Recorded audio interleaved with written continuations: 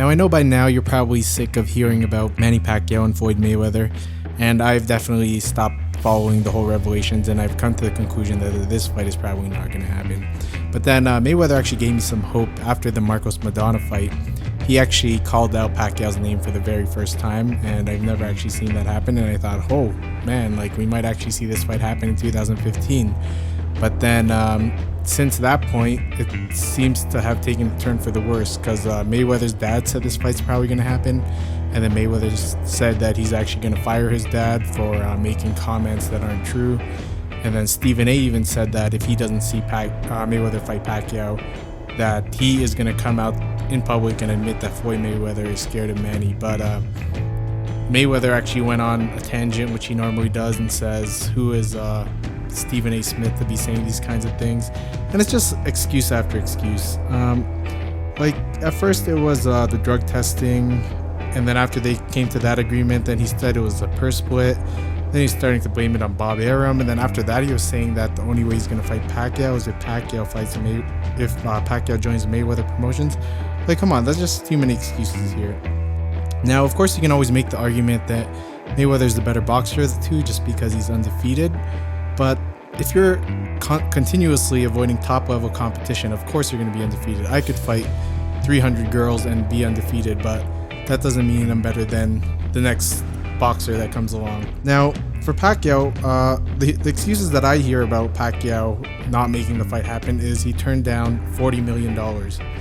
Now, yeah, I can see that he turned down $40 million, which would be the biggest payday of his career. But let's look at how much this fight is expected to generate. They're saying this fight's actually going to generate close to $300 million. Now, if you actually take $40 million and divide that by $300 million, that's actually only 13% of the fight, meaning Mayweather would actually be taking 87%, which isn't a fair split by any means. Like, this should be like closer to 60-40.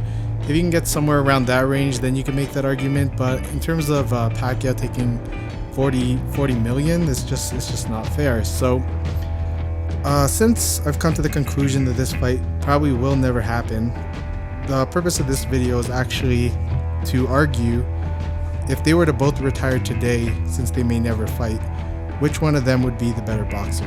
Now, to actually come up with this conclusion, I'm going to use two arguments. One of them is the accolades and awards they've won over their careers, and the second is some of their common opponents that they fought over the years. So I'll touch up on this first one first. Now, with the awards that they've won throughout their careers, they both have really similar careers. Both are really similar in age. Mayweather's 1 year older. Pacquiao started pro at age 17, and Mayweather actually started 2 years after age 17 when he was 19 because he started in the Olympics. Now, Mayweather in the Olympics was actually not undefeated. He actually had a record of 84-6, and he actually had 6 defeats. Now, let's actually go on to the awards that they've won. And the way I've judged this is if you're judging a basketball player, you kind of go with how many MVPs they've won. That's how come Jordan is better than Kobe, for instance, because Jordan has won more MVPs, and he's also won more championships. So if we actually look at the Fighter of the Year, which I would say is pretty similar to the MVP in basketball, Pacquiao has actually won that 3 times in year 2006, 2008, and 2009. And Mayweather has actually won it twice himself. He won it in 1998 and 2007. So since Pacquiao has more of these so-called MVPs, you could technically say he's the better fighter since he has 3-2 more awards than Mayweather has won. And Pacquiao has actually also won the Fighter of the Decade award, which Mayweather has never won in his entire career. So those two things already say that Pacquiao is the better fighter, but let's go on to some other things. Next thing we'll talk about is world titles. Now, Pacquiao in his career he's actually an 8th division world title holder. That's actually the most world records won by any boxer in their career. The next most is actually 6 world titles, and that's actually won by Oscar De La Hoya. And Mayweather himself has actually won 5. So Pacquiao, he's an 8th division world title holder. He's won the titles in 112 pounds, 122 pounds, 126 pounds, 130 pounds, 135, 140, 147, and 154. Mayweather, on the other hand, has won it in 130, 135, 140, 147, and 154. So Pacquiao there has a 3 division edge over Mayweather. He has 8, while Mayweather has won in 5 different world divisions. So in summary, based on the rewards, Pacquiao definitely has the better resume. He has the more Fighter of the Year awards, including the Fighter of the Decade award, and he has also won more world titles in different weight divisions. So moving on to the second part of why I think Pacquiao would be a better boxer on paper is their common opponents that they fought. Now, the good thing about this is that there's actually no short list of common opponents. They've actually have 5 common opponents. That's including, I'll just list them out here. There's Oscar De La Hoya, Ricky Hatton, Miguel Cotto, Sugar Shane Mosley, and Juan Manuel Marquez. So let's actually start off with Oscar De La Hoya. Now, when Mayweather actually fought Oscar, this was actually it was one of the biggest fights. I think the Canelo fight has since beat it, but it was actually the fight that generated the most revenue from any boxing match ever, generating 2.2 million pay-per-view buys. And it was actually a very close fight. Some people actually even thought Oscar won, but Mayweather actually won the close split decision with Oscar, and Mayweather won that fight. And he didn't want to give Oscar the rematch either. Now, when Pacquiao fought Oscar De La Hoya, I guess some people can say it wasn't fair because Oscar was already over the hill, and he was also weight drained, a lot of people are saying. But you also have to understand that Pacquiao actually moved up 3 weight classes to take on that fight. I mean, he was fighting at 130. He actually only had 1 fight at 135, and then he was already fighting Oscar at 147. So he pretty much had 1 fight at 135. He skipped 140, and then he was already fighting at 147, meaning he went up 3 weight classes. And I don't even know why Oscar came in so late for that fight, but he decided to, and we all saw the outcome. Pacquiao, who was 3 weight classes lower than the contracted weight, came in and absolutely annihilated Oscar, and Oscar actually even quit on his stool. And that was actually Oscar De La Hoya's last fight, and he's never fought since that time.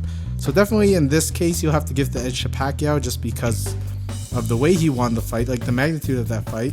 He won via TKO decision in the 8th round, while Mayweather won a very close split decision. Moving on to Ricky Hatton, who I don't think is a very good fighter. Pacquiao and Mayweather, they both had similar outcomes in that fight. They both won by knockout. Mayweather actually won by TKO, while Pacquiao scored the knockout victory, which you could say is a better victory. In this case, you'd still have to give the edge to Pacquiao because Pacquiao, he actually fought Hatton at Hatton's best weight, which was 140, while Mayweather is fighting Hatton at 147, which was not Hatton's best weight. And Mayweather won via 8th round TKO, while Pacquiao finished him off in 2 rounds. Moving on to the third opponent, Miguel Cotto. So Pacquiao actually fought Mayweather first, and that fight went to 12 rounds, but Pacquiao won via TKO in the 12th round, and he actually knocked down Cotto twice in that fight in rounds 3 and 4. While when Mayweather fought Cotto, it was actually at a higher weight. It was at 154, but Mayweather actually got pretty beat up in that fight. He won via unanimous decision, but you could say after the fight that he actually looked worse than Cotto did, and Mayweather after the fight even said it was the toughest fight of his career. Now, again, I would have to give the edge to Pacquiao here just because Pacquiao actually finished him off while Mayweather had the toughest fight of his career in that fight. So again, here Pacquiao wins. So far we have it 3-0 Pacquiao. Let's move on to Sugar Shane Mosley. Again, this was similar for both fighters. They both won via unanimous decision. They both won pretty easily as well. But in this fight, Mayweather was actually hurt by Mosley in the 2nd round. He actually had to clinch a lot to stop Mosley from knocking him out. Now, when Pacquiao fought him, Pacquiao actually knocked down Mosley in the 3rd round and actually had Mosley badly injured, or not badly injured, but badly hurt in that fight. And after that knockdown, Mosley was actually really cautious, and he just had no chance of winning from that point just because he was so scared of Pacquiao's power.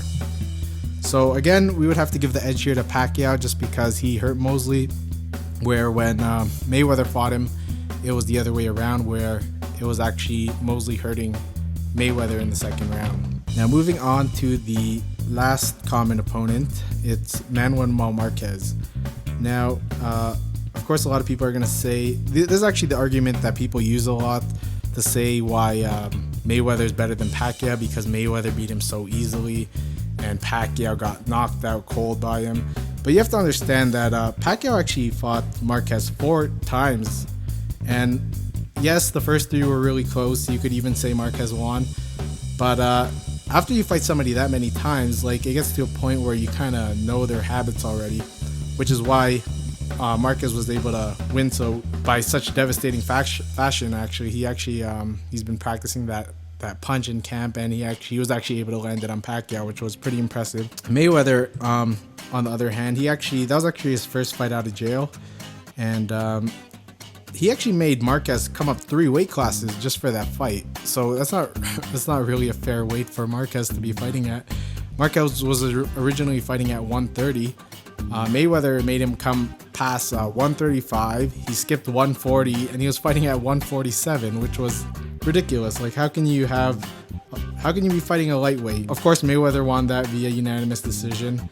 Marquez had no chance in that fight, and Marquez just had no chance because he was coming up 3 weight classes. On top of that, Mayweather actually came in 2 pounds above the contracted weight limit, because that fight was contracted at 144, and Mayweather actually came in at 146. I don't even know why he did that. I guess he wanted more of an advantage. So he was definitely the bigger fighter. He came in at 146, 2 pounds over the contracted weight limit, and he even had to pay a fine for doing that. On top of that, Mayweather actually said he had a rib injury before the scheduled date on that fight. But Mayweather did easily win that fight. When Pacquiao fought Marquez, it was really close for the first 3 fights. It was a draw for the first fight.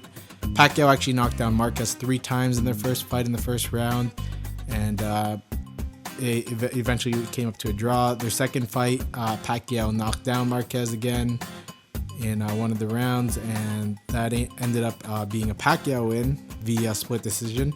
And their third fight, it was a majority decision win for Pacquiao. And then in the 4th fight, Pacquiao was actually winning the fight, 3 rounds to 2, I believe. It was actually going to be 4 rounds to 2 until at the last seconds of the 6th round, Marquez scored that perfect punch on Pacquiao's jaw, which sent him to sleep, basically. So I guess in that case, you can say that Mayweather did better than Pacquiao did against Marquez. But even then, so if you look at their common opponents, which is 5 of them, Oscar De La Hoya, Ricky Hatton, Miguel Cotto, Sugar Shane Mosley, and Juan Manuel Marquez, Pacquiao had the edge on 4 of those opponents. So you could make the argument that if these 2 were to get into the ring, Pacquiao would win, just because against these similar styles, Pacquiao seemed to fare better. So yeah, basically, I guess the point of this whole video was, if you were to put these two people's resumes on paper, Pacquiao would definitely have the better resume. He definitely has more awards. He's won more awards than Mayweather has, and he's also done better against their common opponents. Now, of course, Mayweather can right this wrong, but I feel the only way he can actually do that is if he actually gets in the ring with Manny Pacquiao. And if he doesn't, I'm sorry to say, Mayweather, but Pacquiao is the better boxer, and he will go down in history as the better boxer because he's done better than you, for one thing. But hopefully we'll actually see this fight. Hopefully next year in 2015, I would love to see this fight. I've been waiting for it for a long time, and yeah, come on, guys, let's just make it happen already. Son, fighting that little man, I'm concerned about my son's life. That's what I'm telling you.